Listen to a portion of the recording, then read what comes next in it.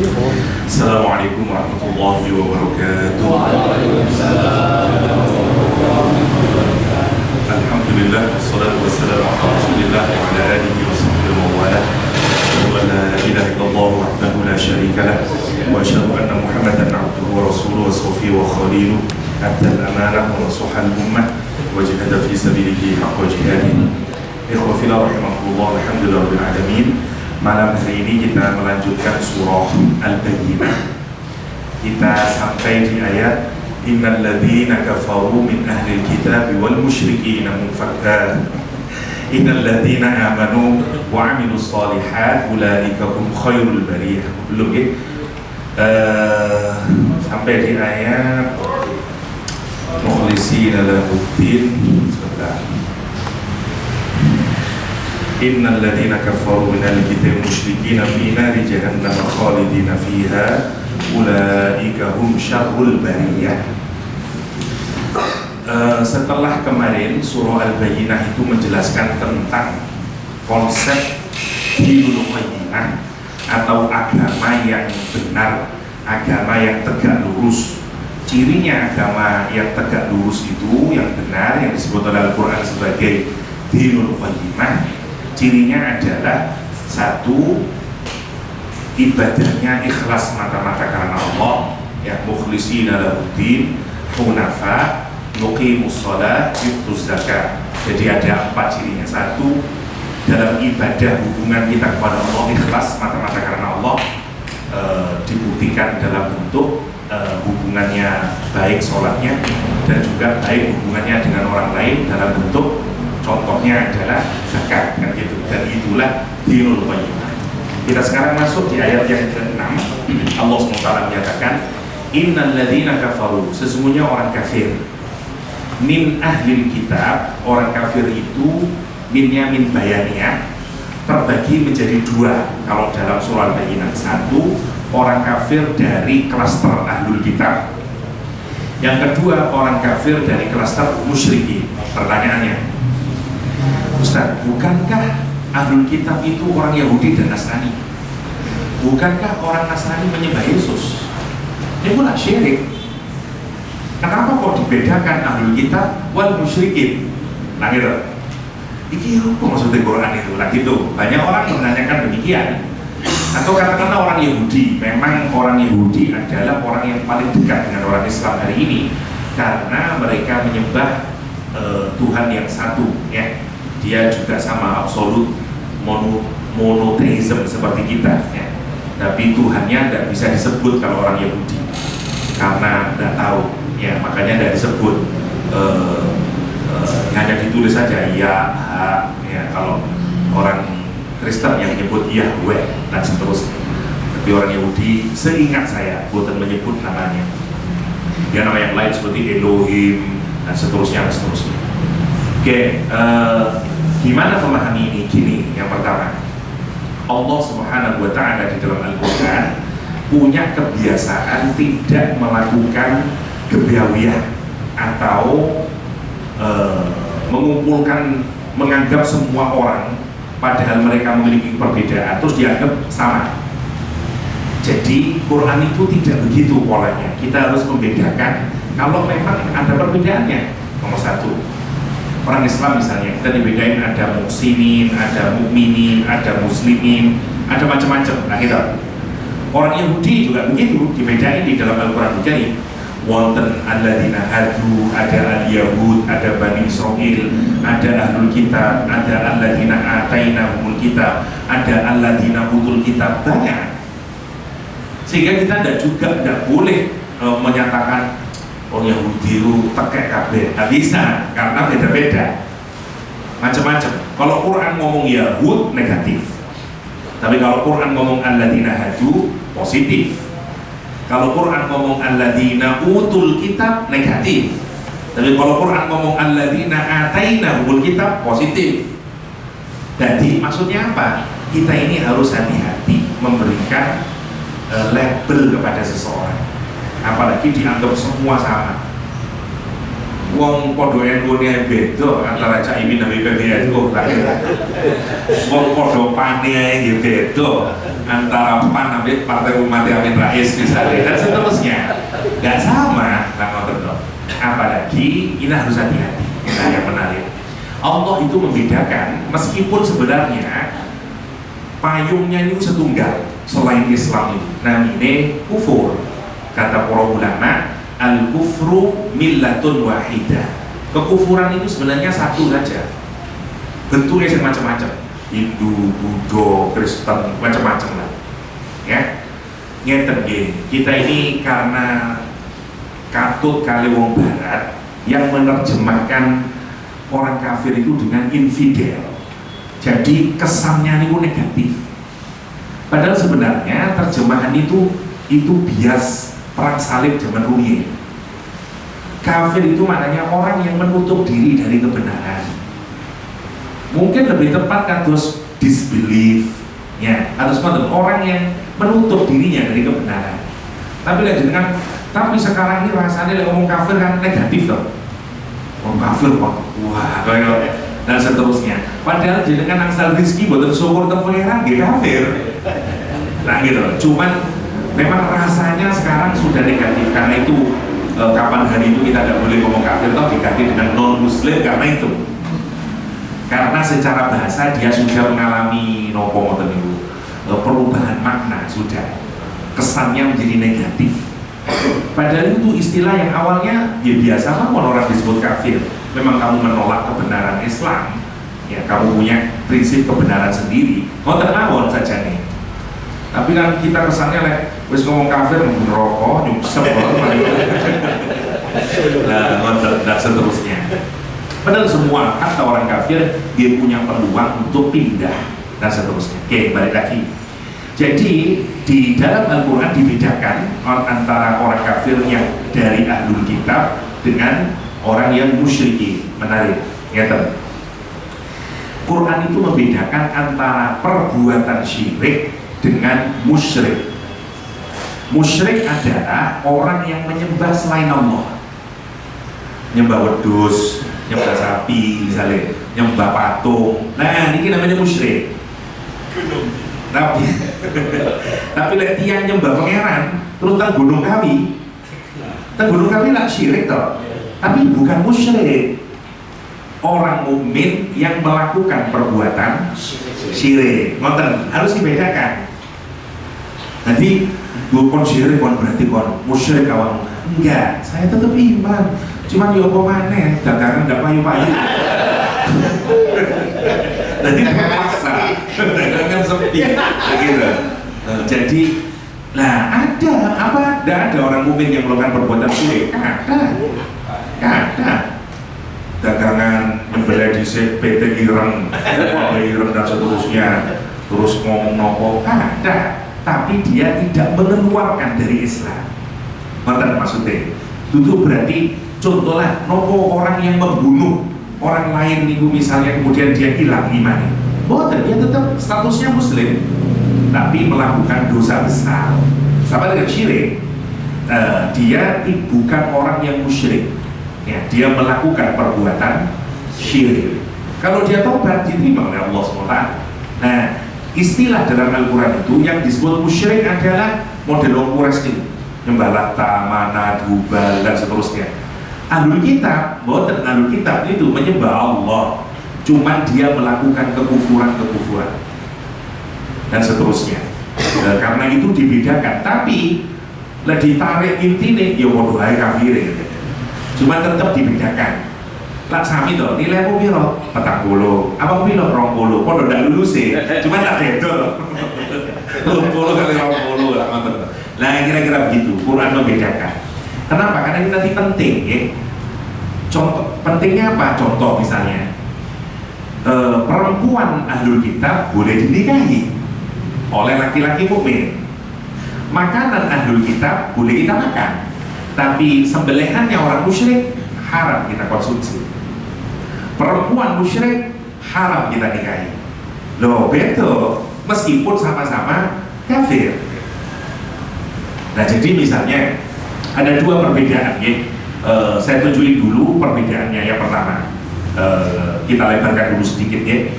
Proses surah Al-Maidah itu terus Gusti Allah, hari ini ta'amukum, makanan kalian itu hillul lakum, halal buat ahlul kitab, wa ta'amul ladzina utul kitab, dan makanannya orang ahli kitab halal buat kamu. Gusti Allah nih yang menyatakan, surah Al-Maidah. Demikian juga perempuan-perempuan yang baik dari kalangan orang mukmin halal buat kamu. Demikian juga perempuan-perempuan yang baik dari kalangan halal buat. Para ulama terbagi jadi dua. Kita bahas dulu yang pernikahan karena ini sensitif. Yang pertama, kelompok yang pertama menyatakan tidak boleh. Kenapa? Ahli kitab itu sudah ono.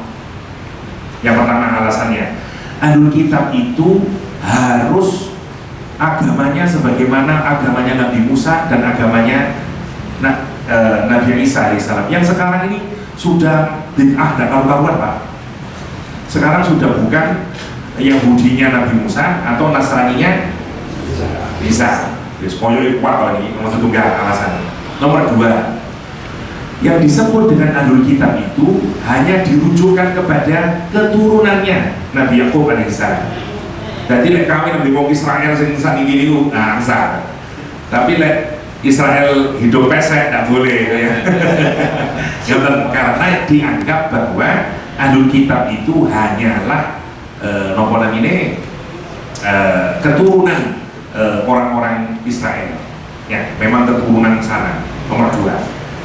Okay. Nomor tiga, dianggap bahwa ahlul kitab itu telah melakukan perbuatan syirik, sehingga sebagaimana ayat Al-Quran menyatakan, la tankihul musyrikat hatta yu'minna, jangan kalian menikahi wanita musyrik sampai mereka beriman.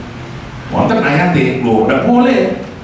Jadi meskipun ayatnya menyatakan boleh menikahi ahlul kitab, tapi gagal demi hukum. Kenapa? Karena tidak mencocoki tiga. Kelompok umat Islam yang membolehkan. Ini pertarungan antar ulama, kodo punya dasarnya.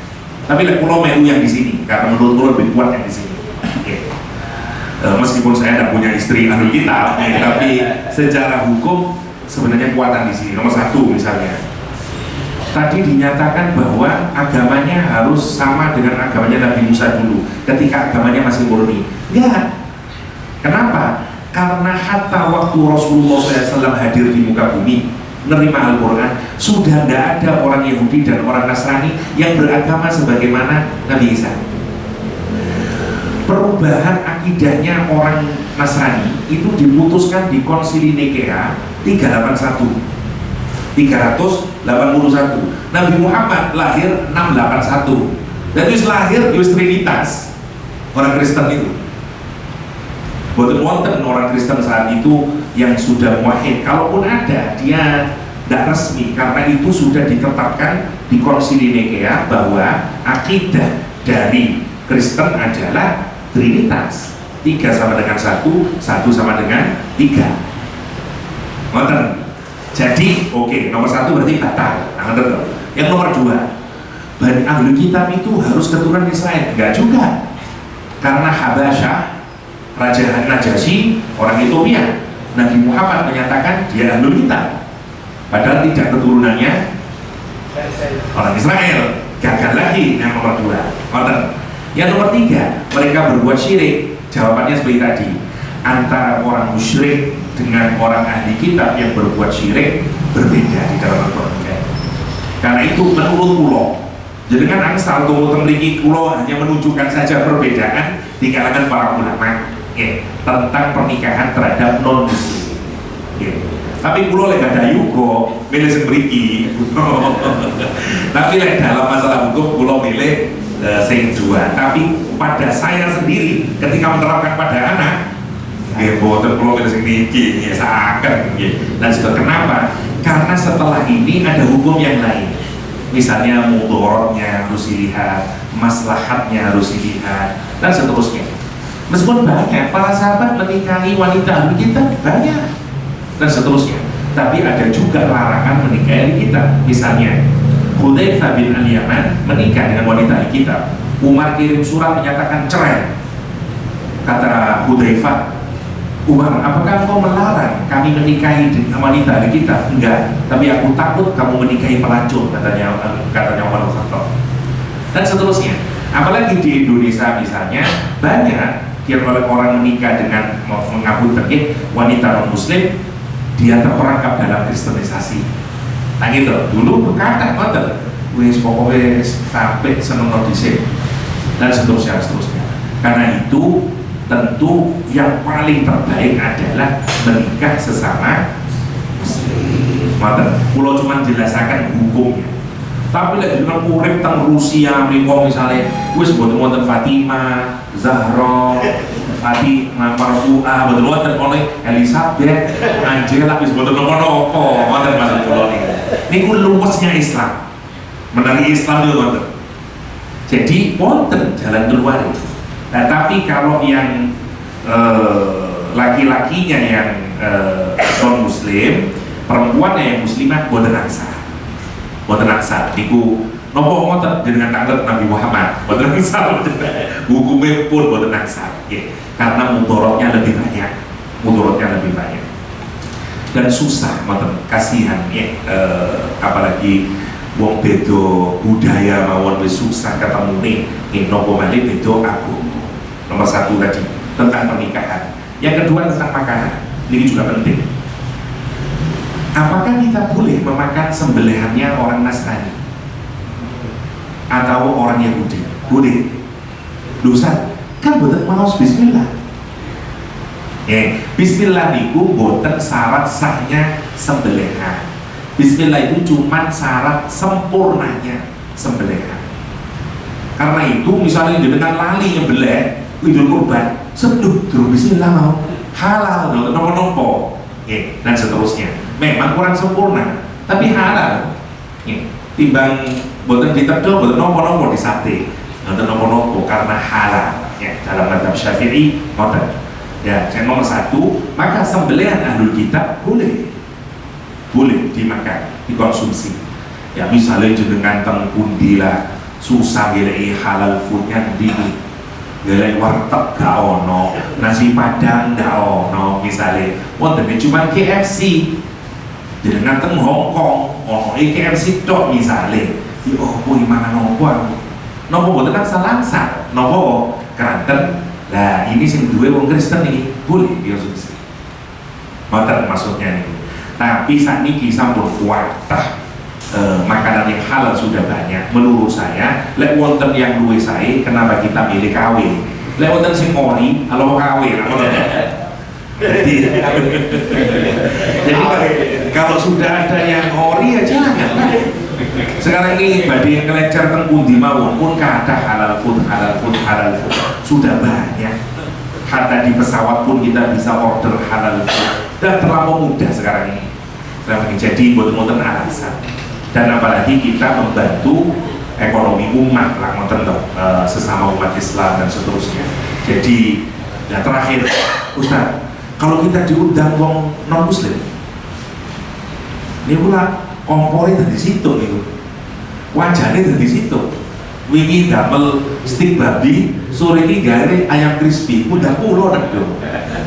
Ya nopo terus dihukume. Nah ini saya udah ruwet panci, ya, untuk ruwet. Memang ada hukum yang membolehkan cuci meskipun tidak pakai tanah itu sudah dihukumi suci, tapi lagi-lagi ngomong kalau diundang sama sesama non muslim bilang saya hanya mau makan yang halal atau ngambil yang gaya vegetarian tadi, ngambil dan seterusnya. Ada banyak hal yang bisa kita lakukan gitu. Tapi prinsipnya makanannya ahlul kitab boleh, ya, maksudnya sembelihannya, ya, jadi boleh. Memang wong Indonesia niku, Indonesia, Malaysia dan seterusnya kewetet dalam makanan dibanding wong Arab. Ketatan wong Indonesia kali Malaysia. Jadi kan nek ningali wong Arab teng luar negeri biasa mawon mlebu teng restoran wis gak apa-apa. Karena memang fatwanya muftinya begitu, boleh. Memang boleh, Al-Qur'an juga membolehkan. Tapi lho wong Indonesia mboten kira sing gale sing halal mawon. Jadi suksesnya ulama Indonesia niku yang paling sukses adalah ngajari wedi yang barang haram. yang babi wedine nyundul langit.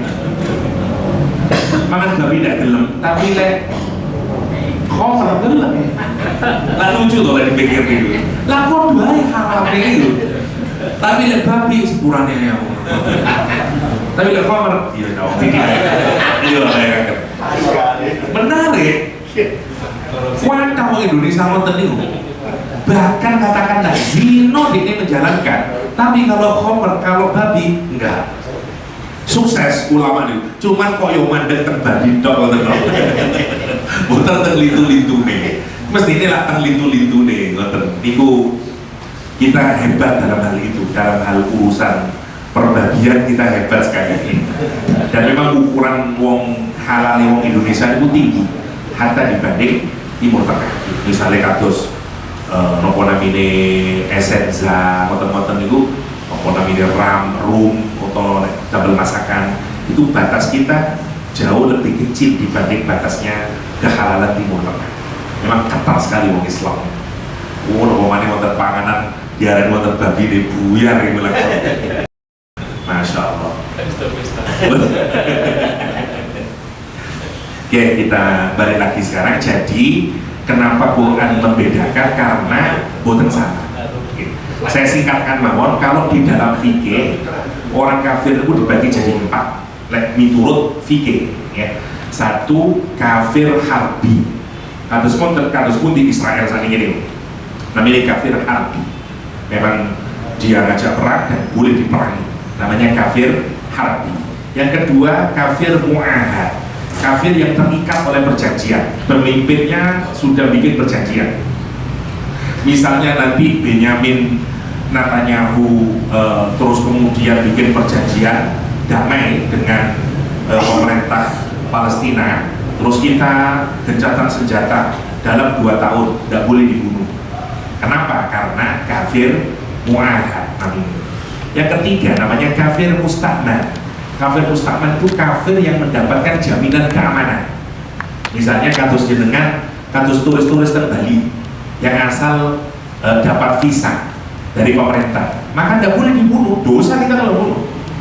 Seperti Imam Samudra, Imam seterusnya itu boten asal dosa itu, karena mereka ini masuk kafir musta'man, kafir yang mendapatkan jaminan keamanan dari pemerintah. Tidak boleh. Yang terakhir kafir dhimmi. Kafir dhimmi adalah orang kafir non muslim yang hidup bersama-sama orang Islam dan tinggal bersama-sama dengan orang Islam, seperti tetangga kanan kiri kita. Dia sama perlakuannya dengan orang mukmin, harus kita lindungi dan seterusnya. Jadi wonten pembedaan. Oke, kita lanjutkan. Innal ladzina kafaru min ahlil kitab wal musyrikin fi nari jahannam, kata Al-Qur'an.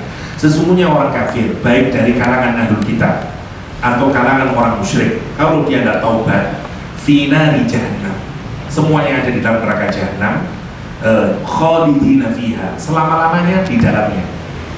Ulaika hum syarrul bariyah, mereka itulah sejelek-jeleknya eksistensi. Bariyah niku sebenarnya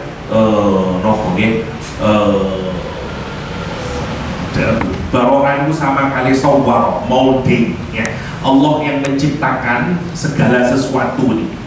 Tapi ada yang mengecilkan maknanya bariyah adalah khusus manusia, tapi lebih tepatnya yang subhanallah saelek-elek makhluk ya niku. Keranten kabeh makhluk niku taat tegusi Allah, matahari taat, rembulan taat, cacing taat tegusi Allah. Jadi kalau ada orang mengkufuri Allah SWT, syirik tegusi Allah SWT, dialah seburuk-buruknya makhluk. Oke, sekarang ada hal yang menarik. Jadi kan biasanya lek kepireng khalidina fiha, titik nopo wonten terusane. Khalidina fiha abada. Wonten abada nggih. Niki mboten wonten. Nggih, jangan pikiraken itu. Innal ladzina kafaru min ahlil kitab wal musyrikin fi nari jahannam khalidina fiha. Mangke lagi mami hati-hati dibuat wonten abada. Karena biasanya di Quran khalidina fiha abada. Nah, karena tidak ada abadanya, ulama berbeda dua. Yang pertama, menyatakan bahwa pada akhirnya masih wong kafir besok ya mlebu surga. Kenapa? Karena tidak ada kata abadan. Itu pendapat yang pertama.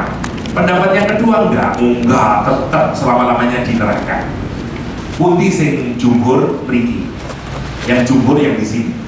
Yang ini pendapat kecil. Contoh misalnya sebagian orang Syiah milih di sini. Ibnu Sina di sini. Ya, beberapa tokoh filosof Islam di sini. Tapi mayoritas ulama, jumhur ulama, semua ulama ahli sunnah wal jamaah ya selama-lamanya, karena syarat untuk masuk surga adalah iman. Kalau mereka tidak punya iman, buat sah selama-lamanya. Jadi kenapa kok tidak ada abadannya? Gini, dalam Al-Quran itu memang salah satu tradisinya Quran, kalau jelasin orang mukminnya panjang, jelasin orang kafirnya pendek. Dan kita kalau memahami Quran harus dikaitin dengan ayat-ayat yang lain. Dia tidak boleh berdiri sendiri, harus dikaitin dengan ayat-ayat yang lain sehingga pemahaman kita menjadi utuh atau cara kita memahami. Kenapa? Karena ini penting. Sekarang ini zaman macam-macam. Saya dulu itu pengagum Jalaluddin Rahman zaman saya kuliah. Saya sampai ke Bandung sana, saking senengnya saya ke Mutohari, ya ngobrol sama Pak Jakang Jalal karena pintar beliau, jenius orangnya memang. Persia saged, Perancis saged, Jerman saged, Inggris saya jago dia, bahasa banyak dia kuasai.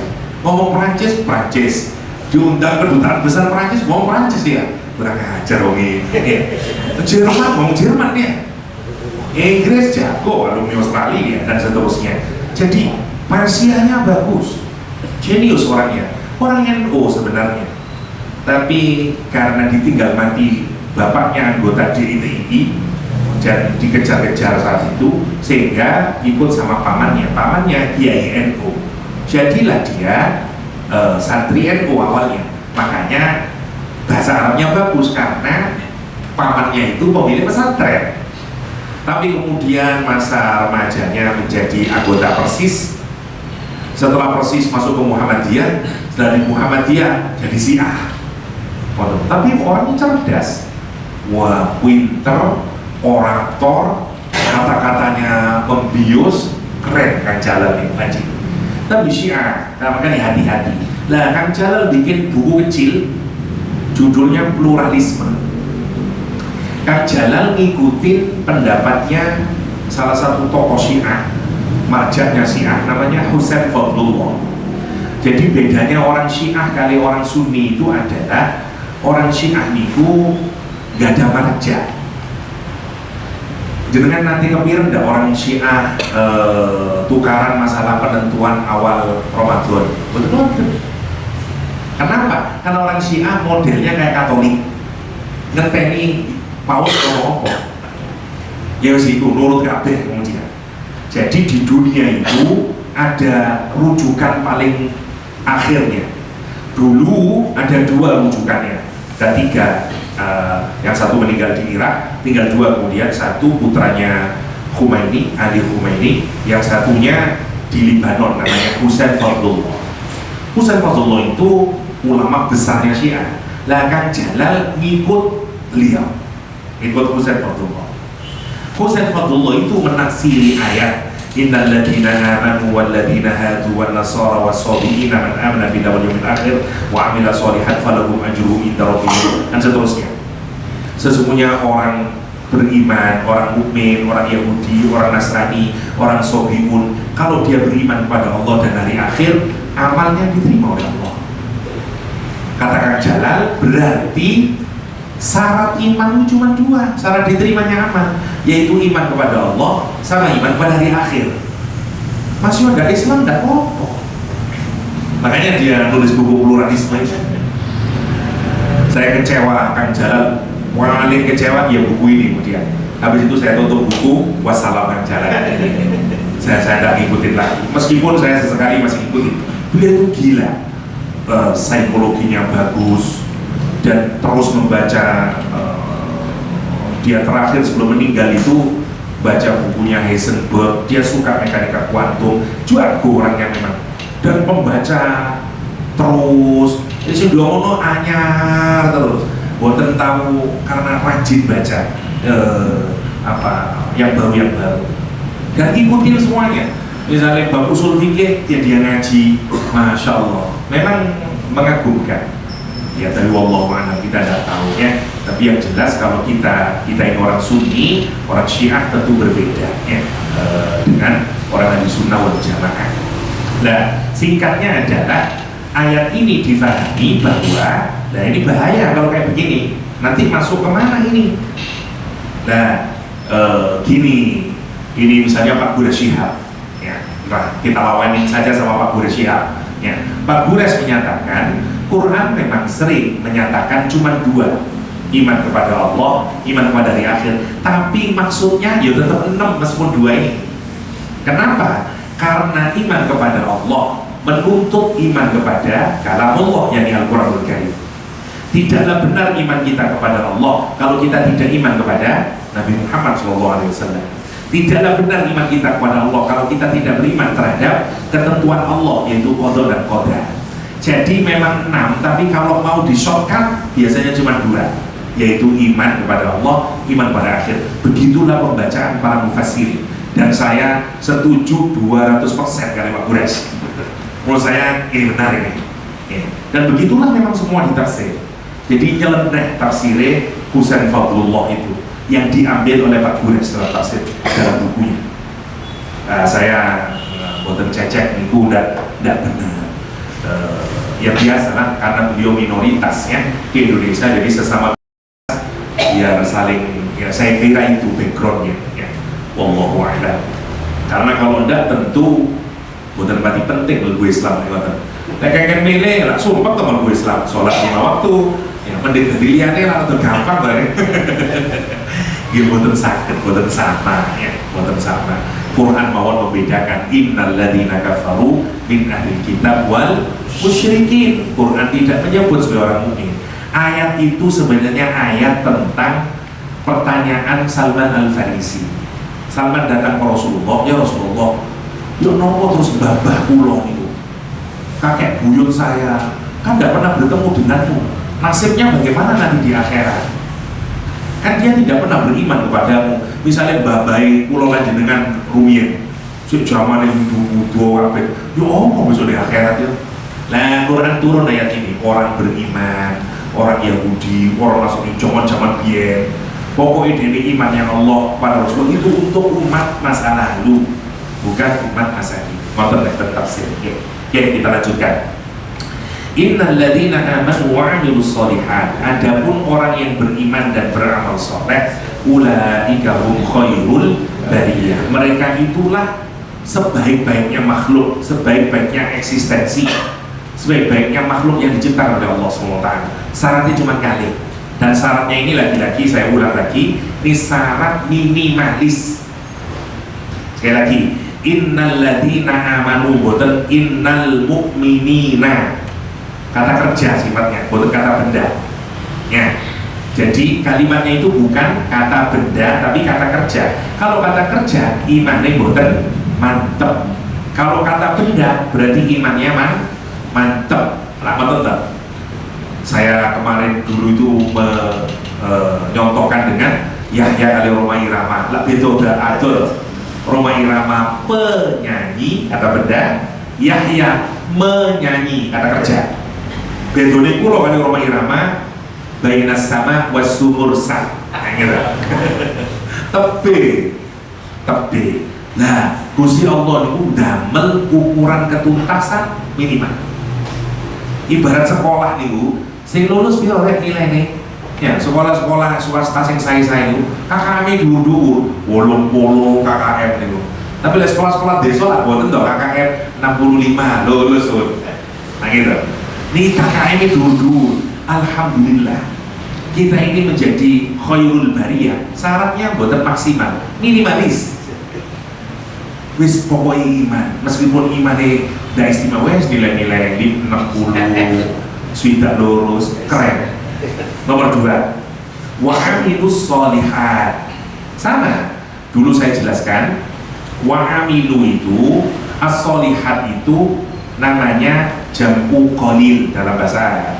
Jam'u qalil itu 3 sampai 10. Kalau mau dibikin banyak, kalimatnya bukan solihat tapi solihah, double tak marbutoh. Karena bunyinya berarti wa amilu al-a'mal as-solihah. Ngerti? Ini buatan pangeran. Wa amilu as-solihat. Kalau solihat berarti wis lah, meskipun amal mudah pati akeh. Sing penting antara 3 sampai 10 ae. Kon wis khairul bariyah. Nanging alhamdulillah ini.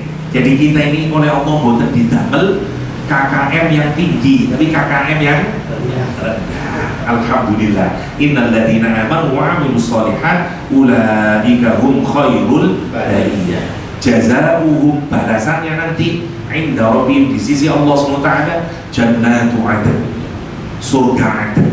Surga adn itu panggonane nabi, panggonane para wali. Asal kita iman kali amal soleh, kita ngikutin dinul qayyimah kemarin yang kita jelaskan, kita akan dimasukkan ke surga adn. Yang pertama, surga itu gambaran Quran, jannatu adn nomor 1, tajri min tahtihal anhar, mengalir di bawahnya sungai-sungai, khalidina fiha abada. Sekarang untuk abada nih, selama-lamanya kamu di dalam surga. Yang menarik, banyak orang menyatakan metafor ini adalah khusus orang Arab. Surga itu gambarannya kok banyu, sungai, kebun-kebun. Yoanya di Arab itu kering kerontang, boten asli ini. Jangan ada boten percaya. Misalnya dengan sekarang saya suruh menggambarkan tempat yang paling rileks, paling nyaman, paling indah, nopo pikiran ini jenengan. Ndak kira adu-adu dengan kebun kali sungai. Setiap tahun di dunia ini wonten nopo namanya survei untuk memilih kota yang paling nyaman ditinggali di dunia. Nah, Melbourne itu hampir tiap tahun lembaga nomor 1, nomor 2, ngoten aja terus. Kayaknya 3 tahun yang lalu kalah lawan Kanada, salah satu kota di Kanada. Tapi dia selalu nomor 1, nomor 2, nomor 1, nomor 2. Apa salah satu ukuran kota itu paling nyaman ditinggali? Kebun, banyak gardennya. Ya, makanya sekarang pilih-pilih gaya garden yang termalang. Ya. Dan seterusnya, garden, air, ada rivernya, ada fountainnya. Jadi kan kalau ke hotel yang mahal, begitu kita masuk di hotel disambut dengan fontaine. Karena kita ini di otak kita itu kenyamanan itu gambarnya ngoten. Bukan hanya orang Arab, nopo wong Surabaya kok Batu, Kraton Jannah, kata wit-witane dan seterusnya. Keberiji air itu senang. Sing soge damel air mancur, sing boten soge damel nopo? Ya. Tempojokan dikali gendong nambe siji iwak cupang gitu loh gitu. Masya Allah. Karena itu sebenarnya gambaran kita tentang kenikmatan. Karena itu Allah menggambarkan jannatu adnin tajri min tahtiha al-anhar khalidina fiha abada. Selama-lamanya kita ada di sana itu. Radhiyallahu anhum wa radu an. Jangan pikirkan ya Allah. Radhiyallahu anhum. Allah ridho kepada kalian semuanya dan kalian ridho kepada Allah. Kalau tahu, misalnya wonten wong wedok namine Fatimah, anake kiai gede, suwoge, wayu, apal Quran, kira-kira sing jatuh cinta kula dhisik teng Fatimah, nopo Fatimah jatuh cinta ke kula? Coba jenengan pikiraken, sing pundi sing rodok rasional. Lah kula riyen ta sing jatuh cinta, akhir. Kula dhisik kesem. Kono bendino mendengar umai masih kudanan ayolah Fatimah. Ya, suwe-suwe Fatimah iya wis tak terima cintamu. Sekarang bayangaken. Gusti Allah kali jenengan pundi dhisik mestine yang menyatakan cinta? Makhluk yang menyatakan cinta. Kan sapa aku pangeran ngono gampangane. Tapi tapi tidak untuk Allah Subhanahu wa ta'ala. Saking sayangnya Allah sama kita, begitu kita taat sama Allah, Allah dulu yang menyatakan radhiyallahu anhu, bukan radu anhu baru wa radhiyallahu anhu. Bukan dibalik tengah Quran. Masya Allah, jangan pikirkan itu. Kita nangis lah mikirkan bengi-bengi sampai mikir ya Allah, boten ya Allah. Allah sing rido teng jenengan ya Allah. Mosok Gusti Allah terus ngomong ini, aku rido